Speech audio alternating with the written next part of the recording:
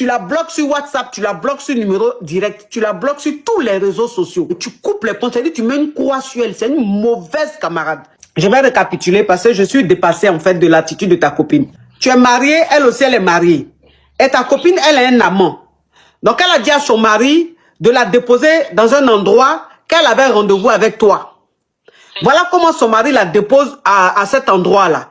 Alors que de l'endroit où son mari l'a déposée là, elle devait aller dans une résidence rejoindre son amant. Donc quand elle était avec son amant, son mari passait tout son temps à l'appeler, elle ne répondait pas.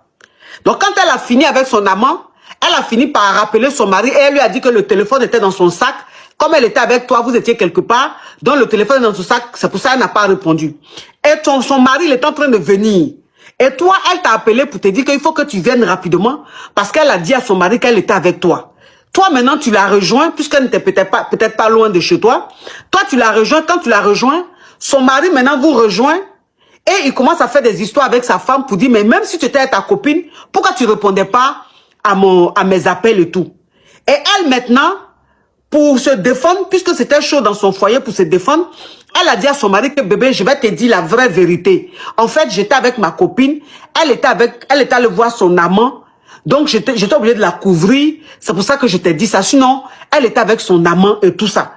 Et toi, maintenant, le monsieur, tellement qu'il était fâché, tellement que le mari de ta copine était fâché de la situation, le mari de ta copine a dit, mais comment est-ce que ta copine est mariée et toi, tu l'accompagnes voir un autre homme?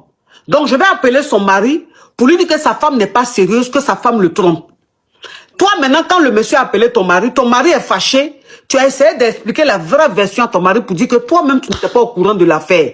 Que c'est quand elle était dans les problèmes qu'elle t'a appelé pour venir la dépanner. Comme c'est ta copine, tu as dit ce qu'elle voulait que tu dises à son mari.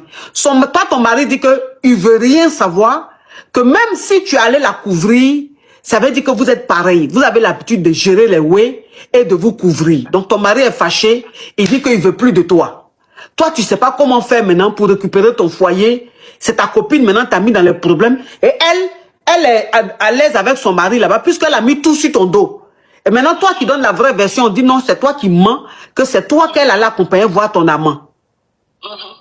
C'est ça ma coach. Donc là, je ne sais même plus quoi faire.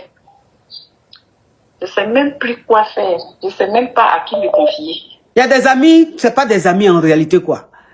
Il y a des femmes, j'ai dit qu'il y a des camarades qu'on a, ou il y a des amis qu'on a là.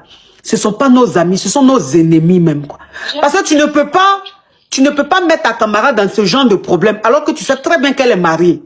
Toi, tu trompes ton mari et c'est ta camarade que tu mets dans les problèmes.